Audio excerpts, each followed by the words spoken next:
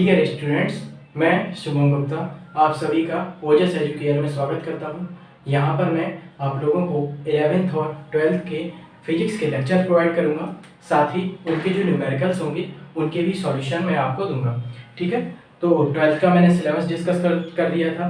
12th के पहले chapter का लेक्चर 1 कंप्लीट हो चुका है। अब 11th की बात कर रहे हैं। 11th का मैंने सिलेबस इसलिए डिस्कस नहीं किया है क्योंकि 11th का आप लोग कंप्लीट सिलेबस पढ़िए कि ये इसलिए ज़रूरी है क्योंकि जो 12th के बाद आपके कॉम्पिटिटिव एग्जाम होते हैं साइंस से रिलेटेड, उनमें 11th और 12th का पूरा कोर्स आता है, तो वहाँ पर आपको कोई छूट नहीं मिलने वाली है। इस साल कोरोना की वजह से ये सारी चीज़ें थोड़ी प्रभावित हुई हैं। अगले साल के बाद जब आप 12th के बाद पास आउट होंगे तो आप लोगों के लिए कंप्लीट सिलेबस आएगा। तो उन सब चीज़ों को ध्यान में रखते हुए 11th के सिलेबस को मैं पूरा पढ़ाने वाला हूँ। और आप लोगों में से यदि आपके स्कूल को लेकर कोई लगता है तो उस टॉपिक को पढ़ लीजिए, और जो टॉपिक आपके स्कूल ने नहीं पढ़ा है उसको आप छोड़ सकते हैं। और 11th के सिलेबस में मैं एक काम जरूर करूँगा कि जो चैप्टर मैं पढ़ाऊँगा उस चैप्टर के अंतर्गत जो जो टॉपिक आने वाले हैं मैं उन टॉपिक को पहले बता दूंगा, उसके बाद मैं चैप्टर को पूरा आपको पढ़ाऊँगा। तो ये आप लोग ध्यान रखिए कि यहाँ पर मैं 11th का कंप्लीट सिलेबस आपका फिजिक्स का पढ़ाऊँगा। ठीक है, तो चैप्टर 2 की मैं बात कर रहा हूँ, मात्रक तथा मापन। पहला चैप्टर फिजिक्स का मैं इसलिए नहीं पढ़ा रहा हूँ क्योंकि फिजिक्स के पहले चैप्टर में सिर्फ आपको थोड़ी बड़ी जानकारी दी गई है जो कि आपके सिलेबस से रिलेटेड नहीं है, कम आपके लिए इम्पोर्टेंट नहीं है, इसलिए मैं उसको नहीं पढ़ा रहा। दूसरे चैप्टर से आपकी ऐसी चीज़ें हैं जो आपके सिलेबस को लेके बहुत इंपॉर्टेंट है, जिससे के आधार पर आपकी पूरी 11th और 12th की फिजिक्स रन करेगी। इसलिए सेकंड चैप्टर से मैं शुरू करता हूँ। दूसरे चैप्टर की अगर मैं बात करूँ, दूसरे चैप्टर आपका मात्रक तथा मापन है, इंग्लिश में इसको यूनिट्स एंड मेजरमेंट बोलते हैं। ठीक है, तो इसके अंतर्गत कौन कौन से टॉपिक आ रहे हैं उनको देख लेते हैं। पहला आपका टॉपिक रहेगा भौतिक राशियों के प्रकार। दूसरा टॉपिक आपका रहेगा मात्रकों की अंतरराष्ट्रीय प्रणाली। तीसरा टॉपिक आपका रहेगा मात्रक रूपांतरण। मात्रक रूपांतरण के अंतर्गत हम लंबाई, समय, क्षेत्रफल, आयतन, द्रव्यमान, वेग और तापमान, इनके मात्रकों का रूपांतरण करेंगे। रूपांतरण मतलब क्या होता है? रूपांतरण जैसे सेंटीमीटर को मीटर में बदलना, मिलीमीटर को मीटर में बदलना, किलोमीटर को मीटर में बदलना, फुट को सेंटीमीटर में बदलना, ये सारे आपके कन्वर्जन।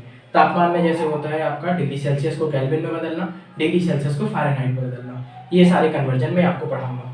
इसके बाद भौतिक राशियों की विमाएं, जैसे आप लोग भौतिक राशियों की मात्रक पढ़ते हैं उसी प्रकार भौतिक राशियों को अक्षर, इंग्लिश के अक्षरों के रूप में हम इनके समीकरण बनाते हैं, इनकी मात्रक बनाते हैं, उनको विमाएं बोला जाता है। ठीक है, इन्हीं विमाओं के आधार पर जो विमीय सूत्र होंगे उनको हम पढ़ेंगे। ठीक है, समीकरण जिनके द्वारा हम विभिन्न भौतिक राशियों की विमाएं ज्ञात करेंगे, और उनके अनुप्रयोग क्यों? क्योंकि जब हम एक मात्रक को दूसरे मात्रक में कन्वर्ट करते हैं तो उसके लिए भी हम विमीय समीकरणों का प्रयोग कर सकते हैं। ठीक है, अगला हमारा टॉपिक क्या होगा? अगला टॉपिक होगा यथार्थता, परिशुद्धता और मापन में त्रुटि। कोई भी हम अगर यंत्र की बात करते हैं जो कि किसी माप में यूज होता है, जैसे तराजू की ही बात कर लें, तो उसमें क्या होता है, इसमें थोड़ी बहुत त्रुटि जरूर होती है, उसी त्रुटि की गणना हम करेंगे। ठीक है, त्रुटि के अलावा विभिन्न प्रकार के यंत्रों की यथार्थता क्या है, उनकी परिशुद्धता क्या है, उसकी हम जानकारी देंगे, इनकी परिभाषाएं भी वहीं देखेंगे। इसके बाद आती है बात सार्थक अंक की। सार्थक अंक जैसे कोई संख्या होती है उसमें दशमलव के बाद कुछ अंक लिखे होते हैं, तो कितने अंक आपकी संख्या के लिए उचित हैं उन्हीं को हम सार्थक अंक कहेंगे। तो उनके बारे में भी हम टॉपिक पढ़ेंगे। ठीक है, और किसी संख्या के सार्थक अंक कैसे ज्ञात करेंगे उसके बारे में हम जानकारी लेंगे। तो अगर हम चैप्टर नंबर 2 की बात करें तो हमारे इसमें कुल टोटल कितने टॉपिक होते हैं? कुल टोटल यहाँ पर हमारे पास 7 टॉपिक हैं जिनके बारे में हमें जानना है। तो इन 7 टॉपिक को अगर हमने क्लियर कर लिया तो चैप्टर 2 हमारा सही हो जाएगा। और चैप्टर 2 अकेले सही नहीं होगा। आप लोग एक चीज़ अच्छे से जानते हैं कि भौतिक विज्ञान में कोई भी चैप्टर आप पढ़ेंगे तो प्रत्येक चैप्टर में कुछ ना कुछ भौतिक राशियाँ आएंगी और उन भौतिक राशियों के मात्रक होंगे। तो मात्रक आप लोगों के लिए इम्पोर्टेंट हो जाते हैं। तो मात्रकों के लिए ही हमें इन सब टॉपिक को अच्छे से पढ़ना है। ये बेसिक हैं, बहुत आसान होते हैं, इसलिए अगर आप इनको अच्छे से कवर करते हैं तो आगे आपको चीज़ें समझना आसान हो जाएगा। इसलिए ये आप लोग ध्यान से पढ़िए, ये बहुत मज़ेदार आप लोगों के लिए होने वाला है। चलिए शुरू करते हैं इस चैप्टर को। भौतिक राशियों के प्रकार। ठीक है, भौतिक राशियों के प्रकार की अगर बात करें, कुछ लोग क्लास 9th और 10th में भी पढ़ते हैं इसके बारे में। अगर आप लोग नहीं जानते हैं तो यहाँ पर मैं आप लोगों को भौतिक राशियों के प्रकार के बारे में बता दे रहा हूँ।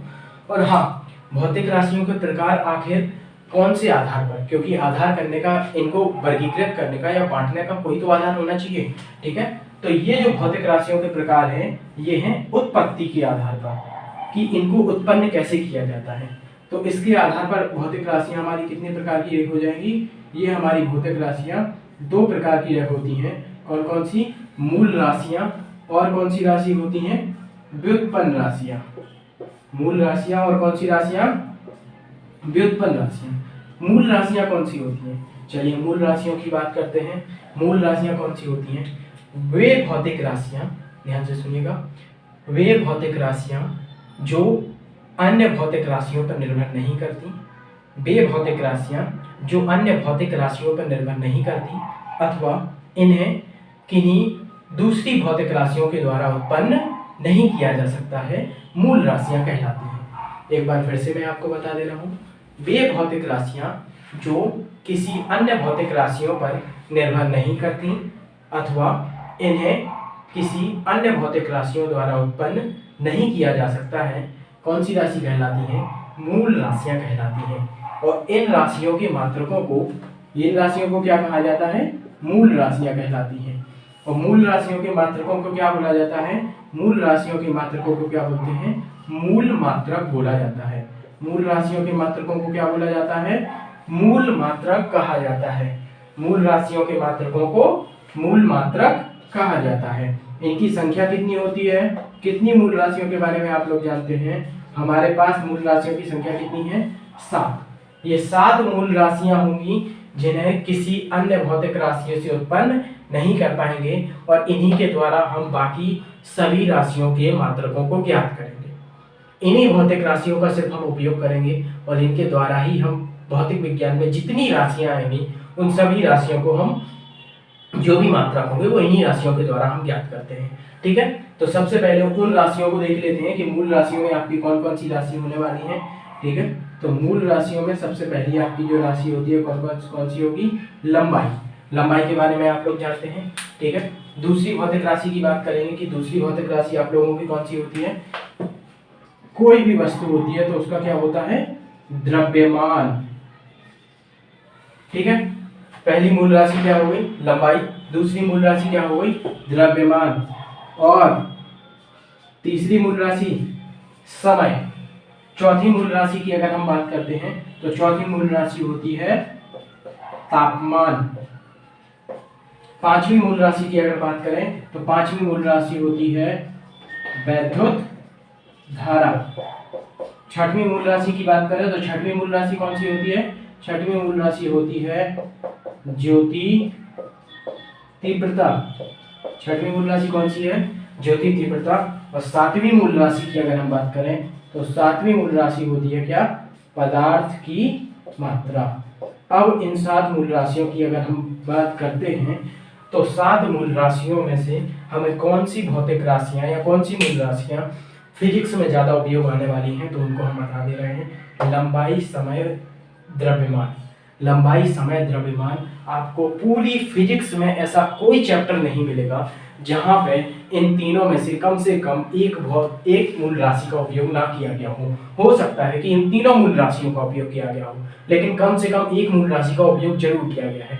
बाकी राशियों की बात करते हैं तो तापमान कुछ गिने चुने चैप्टर्स में आपका यूज होगा।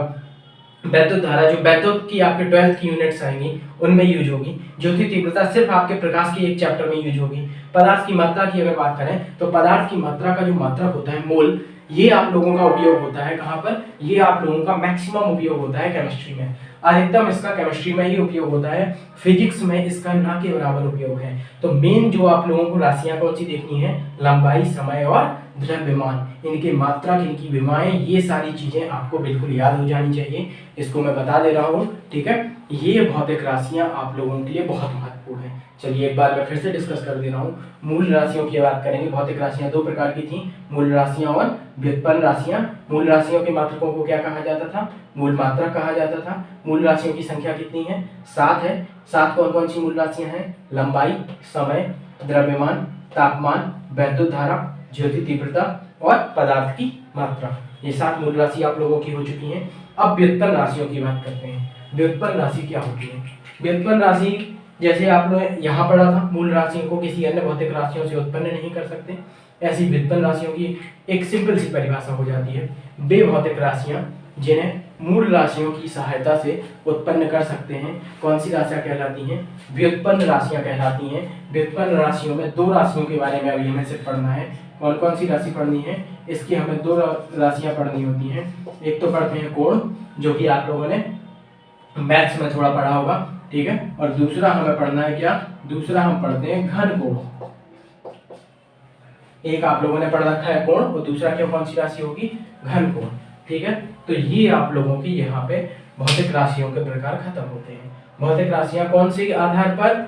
एक चीज और यहाँ पे आप लोगों को देख लेना है, कौन से आधार पर? उत्पत्ति के आधार पर, ठीक है। कैसे इनका उत्पन्न हुई है, ठीक। तो उत्पत्ति के आधार पर भौतिक राशियां कितने प्रकार की होंगी? दो प्रकार की, मूल राशियां, व्युत्पन्न राशियां। मूल राशियों की मात्रक को मूल मात्रक कहेंगे, व्युत्पन्न राशियों की मात्रक को व्युत्पन्न मात्रक कहेंगे, ठीक है। मूल राशियों की संख्या कितनी है?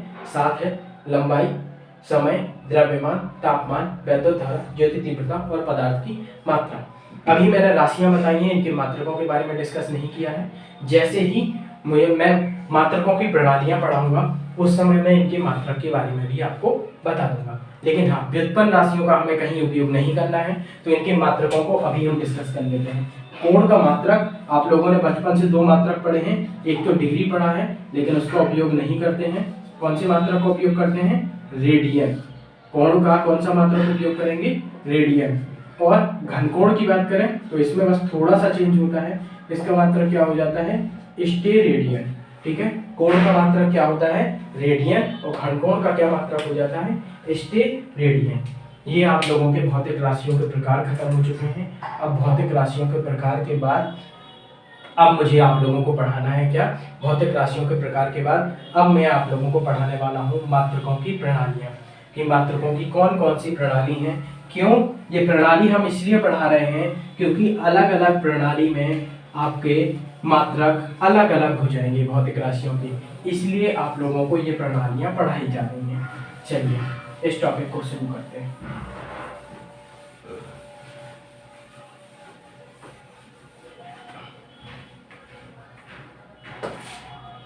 हमारा टॉपिक कौन सा है? हमारा टॉपिक है मात्रकों की प्रणालियाँ।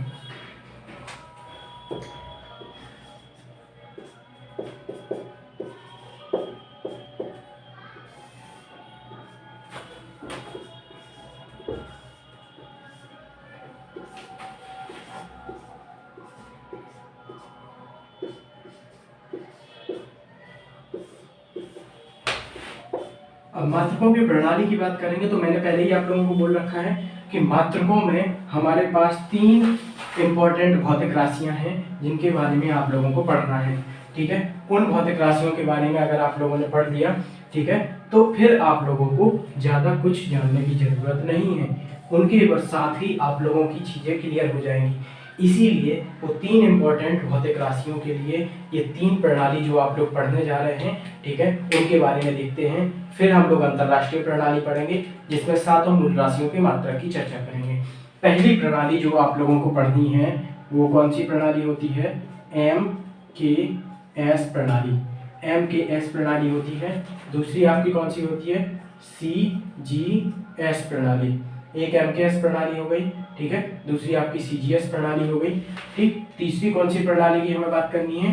तीसरी प्रणाली हमारी होती है FPS प्रणाली, ठीक है। 3 प्रणालियों की बात करते हैं। इन 3 प्रणालियों में सिर्फ आपके कौन कौन से मात्रक दिए गए? इन 3 प्रणालियों में आपके 3 भौतिक राशियों के मात्रक डिस्कस किए गए। कौन कौन सी भौतिक राशियों के? लंबाई, दूसरा मात्रक किस चीज के लिए है? द्रव्यमान, और तीसरा किस चीज के लिए? समय। इन 3 प्रणालियों में सिर्फ लंबाई, द्रव्यमान और समय के मात्रकों को डिस्कस किया गया है, ठीक है। तो तीनों प्रणालियों की चर्चा कर लेते हैं। MKS पद्धति या MKS प्रणाली की बात करें तो इसमें लंबाई जो है उसका मात्रक क्या दिया गया है? लंबाई का मात्रक क्या मिला है आपको? मीटर। MKS पद्धति में लंबाई का मात्रक क्या मिला है? मीटर। CGS पद्धति की बात करें तो CGS पद्धति में लंबाई का मात्रक हमें क्या मिलता है? सेंटीमीटर। मीटर। सीजीएस पद्धति में लंबाई का मात्रक क्या है? सेंटीमीटर। एफपीएस पद्धति में लंबाई का मात्रक क्या दिया गया है? फुट। एफपीएस पद्धति में लंबाई का मात्रक फुट है। अब एमकेएस पद्धति में द्रव्यमान का मात्रक देखते हैं। तो एमकेएस पद्धति में द्रव्यमान का मात्रक आपको क्या मिलता है? किलोग्राम। सीजीएस पद्धति में द्रव्यमान का मात्रक क्या मिलता है? ग्राम। एफपीएस पद्धति में द्रव्यमान का क्या मात्रक मिलता है? पाउंड। ठीक है, तो ये आप लोगों की 3 अलग अलग पद्धतियों में द्रव्यमान के मात्रक हो गए। अब समय के मात्रक की अगर बात करें तो एमकेएस पद्धति की बात करेंगे तो इसमें समय का मात्रक क्या होता है? सेकंड। सीजीएस पद्धति में समय का मात्रक क्या होता है? सेकंड। और एफपीएस पद्धति में समय का मात्रक क्या होता है? सेकंड। ठीक है, तो तीनों पद्धतियों में अगर हम बात करेंगे तो लंबाई और द्रव्यमान के मात्रक बस बदल जाते हैं और समय का मात्रक सेम रहता है। एमकेएस पद्धति का नाम ही इसीलिए हुआ है एमकेएस, क्योंकि मीटर किलोग्राम सेकंड पद्धति, सेंटीमीटर ग्राम सेकंड पद्धति, और तीसरी वाली आपकी कौन सी हो जाएगी? फुट पाउंड सेकंड पद्धति। ठीक है, तो एमकेएस पद्धति में लंबाई का मात्रक मीटर होगा, द्रव्यमान का मात्रक किलोग्राम होगा, समय का मात्रक सेकंड होगा। ठीक है, सीजीएस पद्धति में लंबाई का मात्रक सेंटीमीटर होगा, द्रव्यमान का मात्रक ग्राम होगा और समय का मात्रक सेकंड होगा। एफपीएस पद्धति में लंबाई का मात्रक फुट होगा, द्रव्यमान का मात्रक पाउंड होगा और समय का मात्रक सेकंड होगा। बस इतना आप लोगों को जानना है। ये 3 जो है ये 3 आपकी लिमिटेड है। बाकी मात्रकों के लिए क्या किया गया? एक अंतरराष्ट्रीय पद्धति बनाई गई जिसको पूरी दुनिया भर में माना जाता है। ये पद्धतियां थी, ये पद्धतियां सीमित थी। आप जानते हैं दुनिया भर में बहुत सारे देश होते हैं। ठीक है, हर देश अपने अपने मात्रकों में डील करता है। ठीक है, डील करने का मतलब है कि कोई जो है वो फुट का उपयोग कर रहा है लंबाई की मात्रक के लिए, कोई लंबाई की मात्रक के लिए मीटर का प्रयोग करता है, कोई सेंटीमीटर का प्रयोग करता है। लेकिन अंतर्राष्ट्रीय लेवल पे क्या होता है? जब अंतर्राष्ट्रीय लेवल पर उन्हें कोई प्रोडक्ट भेजना होता है या कोई भी चीज़ बनानी होती है, ठीक है, तो उसके लिए उन्हें मात्रक तो सेम चाहिए, तब जाके तो वो मतलब उस चीज़ को समझ पाएंगे। इसीलिए क्या किया गया? अंतर्राष्ट्रीय एक पद्धति बनाई गई जो सभी देशों के लिए सेम रहेगी। ठीक है, तो उस पद्धति की अब हमें चर्चा करनी है। अंतर्राष्ट्रीय पद्धति, इसको हम एसआई पद्धति भी बोलते हैं, उसके बारे में अब हम लोग चर्चा करते हैं। ठीक है, उसमें आपकी 7 मूल राशियों की मात्रक मिलेंगे। अब आप लोग यहां से थोड़ा ध्यान से देखिएगा। एसआई पद्धति की अब हमें बात करनी है। ठीक है, ये इंपॉर्टेंट है आप लोगों के लिए, क्योंकि यही आप लोग पूरा 2 साल के लिए मात्रकों के लिए पढ़ेंगे।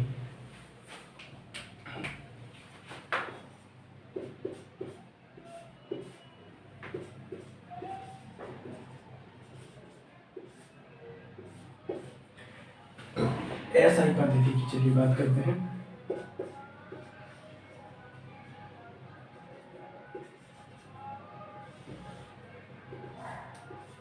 ठीक है, तो सबसे पहले एसआई पद्धति की बात करेंगे तो इसमें आपकी मूल राशियां पहले चलिए साथों लिख लेते हैं और फिर उनके मात्रक लिखते हैं।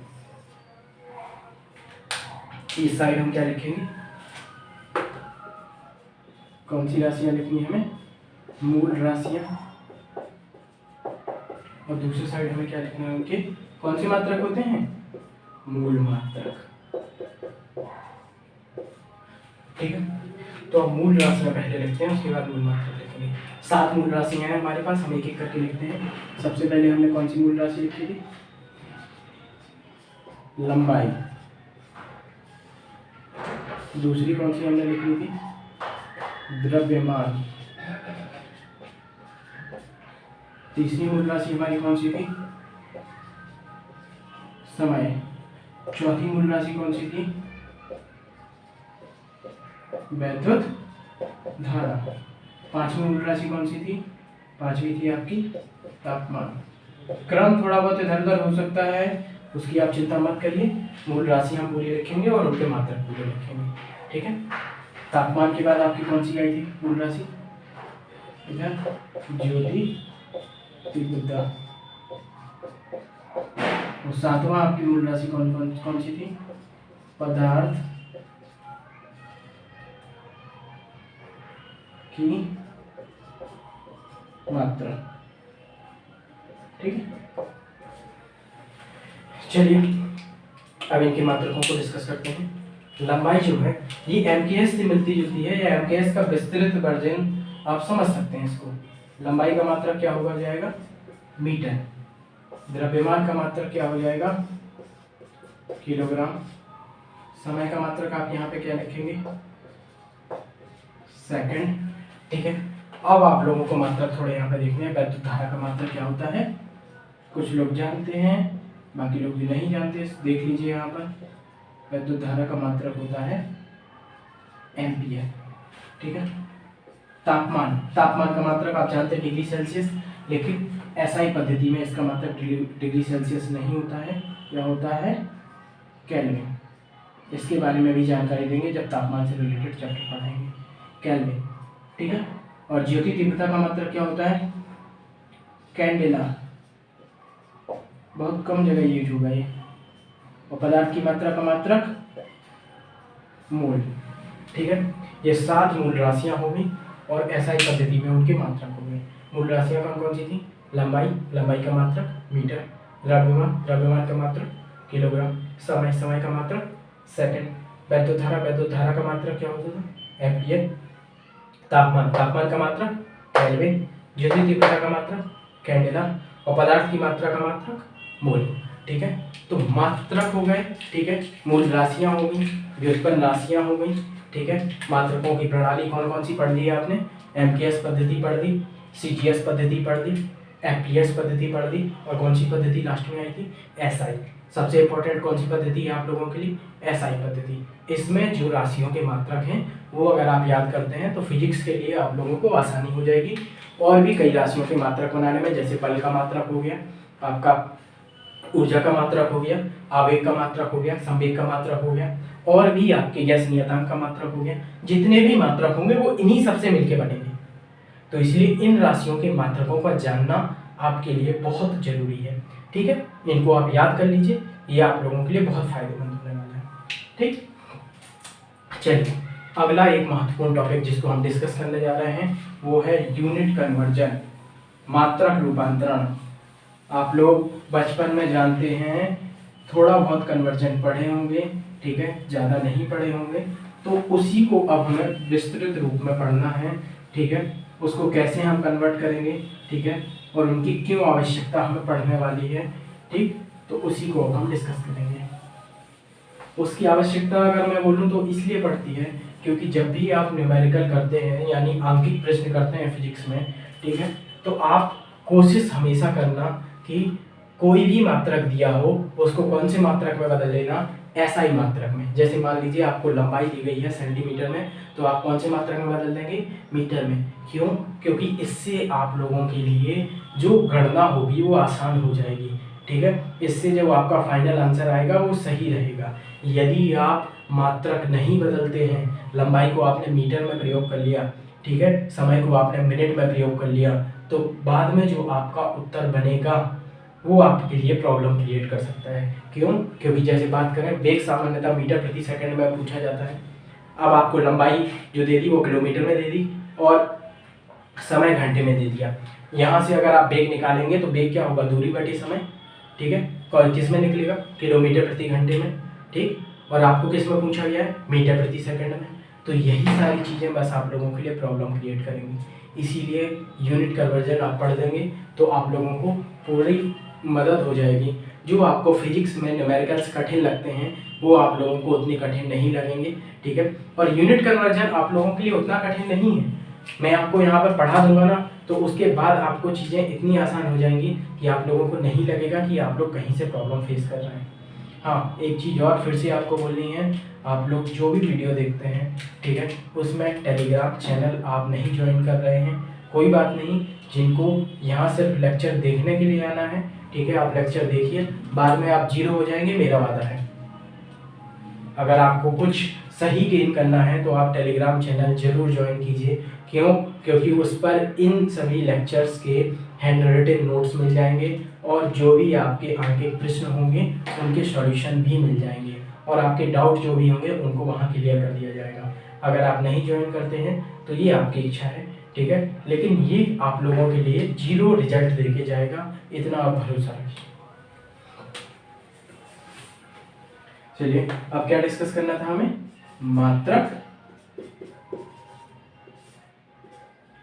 रूपांतरण। यूनिट कन्वर्जन की बात करेंगे तो विभिन्न भौतिक राशियों की यूनिट कन्वर्जन करते हैं, लेकिन सबसे पहला जो सबसे महत्वपूर्ण यूनिट कन्वर्जन होता है वो कौन सी मात्रकों का होता है, लंबाई के मात्रक। लंबाई के मात्रक, चलिए लंबाई के बहुत से मात्रक आप लोगों ने सुने होंगे, लंबाई, चौड़ाई, ऊंचाई, गहराई, दूरी, इन सभी के एक ही मात्रक होते हैं, आप अच्छे से जानते हैं। ठीक है, लंबाई के मात्रक की अगर जैसे बात करें तो कौन कौन से आप लोग जानते हैं डेली लाइफ में, उनको पहले बात कर लेते हैं। सेंटीमीटर के बारे में आपने सुना है क्योंकि आपने स्केल देखी है। इंच के बारे में भी आप जानते होंगे क्योंकि स्केल में इंच भी होती है। ठीक है, मीटर के बारे में आप लोग जानते हैं क्योंकि मीटर भी कई जगह प्रयोग होता है। किलोमीटर के बारे में जानते हैं क्योंकि दूरी के लिए उसका प्रयोग हो जाता है। मील के बारे में आप लोग जानते होंगे क्योंकि दूरी के लिए उसका भी प्रयोग होता है। ठीक है, तो इतनी चीज़ों के बारे में आप लोग जानते हैं। ठीक, इतनी चीज़ों के अलावा आप लोगों के लिए और जो इम्पोर्टेंट है कौन कौन से हैं, millimetre, micrometre, nanometre, angstrom, picometre, ये सारी चीज़ें आप लोगों के लिए इम्पोर्टेंट हैं। तो इनके बारे में अब हम जानकारी देंगे। ठीक, इनके बारे में जानकारी देने से पहले मैं आप लोगों को थोड़ी मैथ्स की कैलकुलेशन आपको समझा दूँ कि आखिर कैसे कन्वर्जन होगा। जैसे मैं अगर बात कर रहा हूँ 10 की घात 1, ठीक है, तो 10 की घात 1 को आप क्या जानते हैं, 10 लिख सकते हैं, अच्छी बात है। 10 की घात 2 की अगर बात करेंगे तो इसको क्या लिख सकते हैं, 100। इसका मतलब जितने जीरो हैं अगर हम उन्हें घटा दें तो 10 की उतनी घात बन जाएंगी। जैसे अगर मैंने लिखा यहाँ पर 1 2 3 4, 4 जीरो लिखी ना तो 10 की कितनी घात लिख सकते हैं, 4 घात लिख सकते हैं। ये समझना आप लोगों के लिए आसान है, कोई दिक्कत की बात नहीं है। एक और नियम आप लोग जानते हैं, अगर आधार समान होते हैं तो गुणा करने पर घातें जुड़ जाएंगी। जैसे 10 की घात 2 में अगर 10 की घात 3 से गुणा करें तो घात जुड़ जाएंगी और कितनी हो जाएंगी, 2 + 3, 10 की घात कितनी आ जाएंगी, 5 आ जाएंगी। ठीक है, यही नियम आपका भाग में काम करता है। ठीक है, 10 की घात 2 में अगर 10 की घात 3 से भाग देंगे तो ऊपर की घात सेम रहेगी, नीचे की घात घट जाएगी। नीचे की घात घटेगी, कितना होगा, -3 होगा। यहाँ +3 था ना, यहाँ एक चिन्ह बदलेगा तो -3 हो जाएगा। 10 की घात कितना आ जाएगा, 2 - 3 -1। अब 10 की घात -1, इसका मतलब और मुझे समझाना है। ठीक है, इसका मतलब अगर आप और समझ गए तो आपकी चीज़ें क्लियर होगी। बस यहीं तक की कैलकुलेशन है जो आप लोगों को समझनी है, ये चीज़ें समझना थोड़ा जरूरी है। 10 की घात -1, 10 की घात 1 को तो आपने समझ लिया था 10, 10 की घात -1 है तो इसको हम लिख सकते हैं 1/10 की घात 1। अंश से अगर हर में ले जाएंगे तो उसका चिन्ह बदल जाएगा, घात का चिन्ह बदल जाएगा। तो 1/10 इसको लिखा जा सकता है। 1/10 को क्या लिख सकते हैं, 0.1, 0.1, यानी दशमलव के एक अंक बाद, दशमलव के बाद कितना अंक है, एक अंक है, एक अंक है, इसीलिए इसको क्या लिखा गया, 10 की घात -1।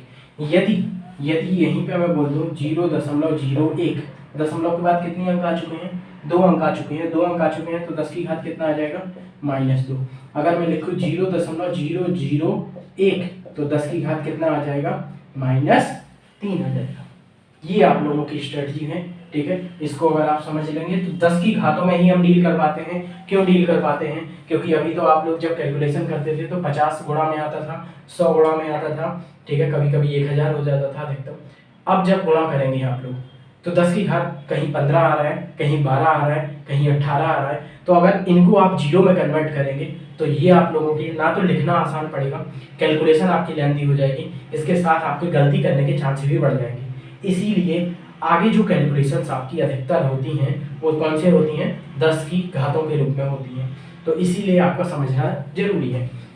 अब जैसे मैं अगर यहाँ पे लिख रहा हूँ 5 4 3 2, अब मुझे कहना है कि इसको मुझे 10 की घातों के रूप में बदलना है। मैं एक कोशिश हमेशा करूंगा, जब भी कोई संख्या को दशमलव में बदलूंगा तो उसका एक अंक दशमलव के बाहर रखूंगा। इसका मतलब मैं कितने अंक को दशमलव के अंदर कर सकता हूँ, 3 अंकों को। जितने अंक को मैं दशमलव के अंदर करूंगा मैं उतनी 10 की घातों से गुणा करूंगा। 5.432 इंटू 10⁻, कितने अंकों को अंदर किया, 3, तो 3। ठीक है, 3 क्यों किया अब मैं आप लोगों को यहाँ पे समझा दे रहा हूँ। ठीक है, 5432 5432 है, 5432 को कितना लिख दिया, 5.432 इंटू कितना, 1000। ठीक है, अब देख लीजिए 1000 से अगर आप गुणा करेंगे तो ये 3 अंक दशमलव से बाहर आ जाएंगे ना, आपकी संख्या वही बन जाएगी। ठीक है, और 1000 को आप जानते हैं 1000 को अगर हम चेंज कर सकते हैं तो क्या लिख सकते हैं, 10 की कितनी घात है, कितने जीरो, 1 2 3, तो कितनी घात है, 3। तो बस इतनी चीज़ें आप समझ लीजिए। अगर आप इतना समझना सीख गए ना तो फिर आप लोगों को दिक्कत कहीं नहीं आएगी। सबसे पहला बेसिक, 10 की घात 1 को आप 10 लिखते हैं, 10 की घात 2 को 100 लिखते हैं, घात है 2, कितने जीरो, 2। ऐसे ही अगर मान लीजिए आपने 10,000 लिखा है तो कितने जीरो में 4। अगर हम इसको 10 की घात में बदलेंगे तो कितनी हो जाएगी, 10 की घात 4। दूसरा आपका सॉल्यूशन, दूसरा आपका जो चीज़ें जानने की हैं, अगर आधार समान होते हैं तो गुणा करने पर घातें क्या हो जाती हैं, जोड़ जाती हैं। जैसे 10 की घात 2 गुणा 10 की घात 3, तो घात 2 + 3 कितनी हो जाएंगी, 10 की घात 5। अगर कोई भाग में है और आधार समान है तो घातें घट जाती हैं। 10 की घात 2 बटे 10 की घात 3 क्या हो जाएगा, 10 की घात 2 सेम रहेगा, 3 का चिन्ह बदल के ऊपर आएगा, तो 2 - 3 कितना हो जाएगा, -1। अब इसके बाद 10 की घात -1 का क्या मतलब, क्या संख्या ऋणात्मक है, बिल्कुल नहीं। 10 की घात 1 का -1 का मतलब संख्या ऋणात्मक नहीं है। बस 10 की घात -1 को अगर हम लिख सकते हैं क्या, 1 बटे 10 की घात 1। क्यों, माइनस में चिन्ह है ना, अंश में है, तो इसको नीचे ले जाएंगे, हर में क्या हो जाएगी, घात धन में आ जाएगी। 1 बटे 10 लिख सकते हैं, इसको कितना लिख सकते हैं, 0.1। यदि 2 अंक दशमलव के अंदर है और इसको आप घात में बदलेंगे तो कितना हो जाएगा, 10 की घात -2। अगर 0.001 3 अंक दशमलव के अंदर है तो 10 की घात कितना हो जाएगा, -3। इसी में थोड़ा सा और समझ लीजिए, अगर 0.002 है तो इसको हम क्या लिखेंगे, बाहर निकालेंगे तो देखिए अभी तो 1 बाहर निकल रहा था, अब कितना बाहर निकलेगा, 2। कितने अंक बाहर निकाले, 3, तो 10 की घात कितना, -3। बस इतने से बेसिक कॉन्सेप्ट है। अगर यहीं पे क्या होता 0.023 तो यहाँ के बाहर निकालते तो 3 अंक बाहर निकलते तो क्या बचता, 23। 10 की घात कितना, -3। इतनी चीजें अगर आपने समझ ली, एक बार और ध्यान से पढ़ लीजिएगा, ठीक है। कहीं कोई डाउट हो रहा है तो इन चीज़ों को मैं फिर से क्लियर कर दूंगा। इतनी चीज़ें अगर आपने समझ ली तो यूनिट कन्वर्जन आपके लिए आसान रहेगा। यूनिट कन्वर्जन क्या, 12th की फिजिक्स भी आपके लिए आसान होगी, ठीक है। तो ये आप लोगों के लिए चीज़ें हैं जो आपके लिए थोड़ी जरूरी थी। एक लेक्चर मैं अलग से बनाऊंगा कि अंकित प्रश्नों को आसानी से कैसे हल करें, उस लेक्चर को जरूर आप लोग देखिएगा, क्योंकि उस लेक्चर में मैं कुछ ऐसे आपको ट्रिक बताने वाला हूँ जिनके द्वारा आप जल्दी से जल्दी अच्छी तरीके से सही उत्तर पाएंगे, ठीक है। और फिजिक्स में आपका कॉन्फिडेंस बढ़ेगा। फिजिक्स कई लोगों को पसंद नहीं आती है, खासकर मैं बात करूँगा बायोलॉजी वालों। बायोलॉजी वालों के टच में केमिस्ट्री अच्छी रहती है, मैथ उनके टच से बाहर रहती है, और फिजिक्स में कई जगह मैथमेटिक्स का अच्छा यूज है, इसलिए वो लोग फिजिक्स को अच्छे से पढ़ना पसंद नहीं करते। लेकिन ऐसी बात नहीं होनी चाहिए, क्यों, क्योंकि फिजिक्स भी उनके लिए उतनी ही इम्पोर्टेंट है, उतनी इम्पोर्टेंट है। और इसका मतलब ये नहीं कि कठिन है इसलिए छोड़ देंगे, ये कठिन भी नहीं है, बस आप पढ़ के तो देखिए। चलिए यूनिट कन्वर्जन की हम बात करते हैं।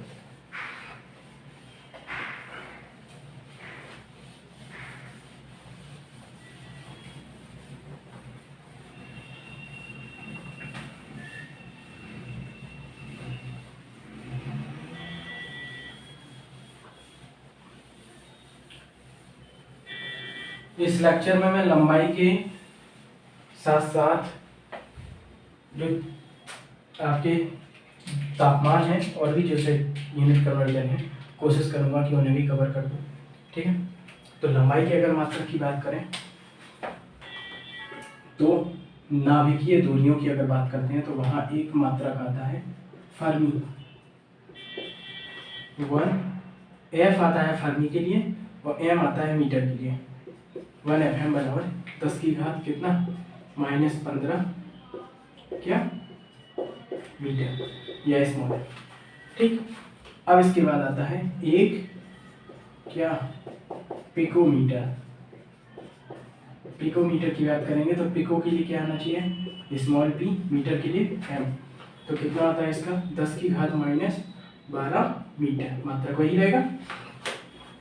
इसके बाद आता है एक एंगस्ट्रॉम, ये थोड़ी अलग चीज है, ठीक।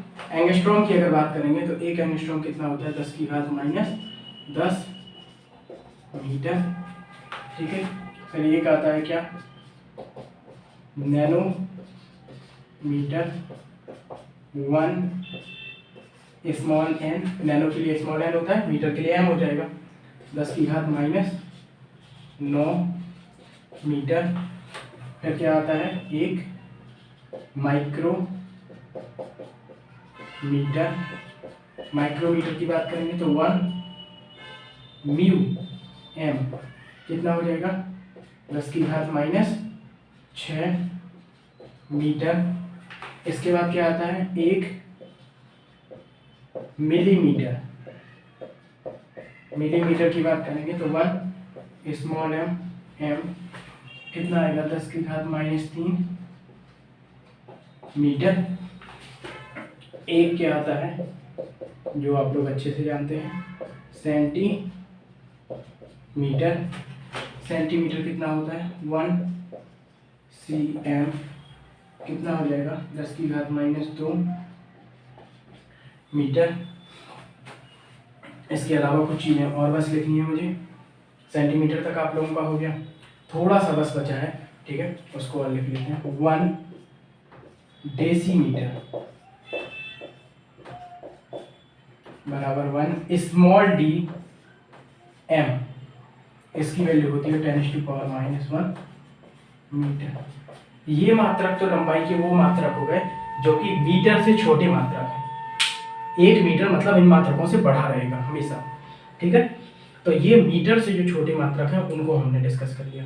कौन कौन से होगा, एक फर्मी अगर कहीं पर लिखता है तो उसकी वैल्यू कितनी होती है, 10⁻⁻15 मीटर।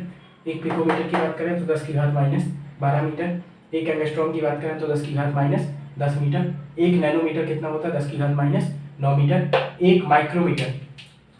एक माइक्रोमीटर कितना होगा, 10⁻⁶ मीटर। ये होता है म्यू। इस चिन्ह को और आप देख लीजिए, क्या है, म्यू।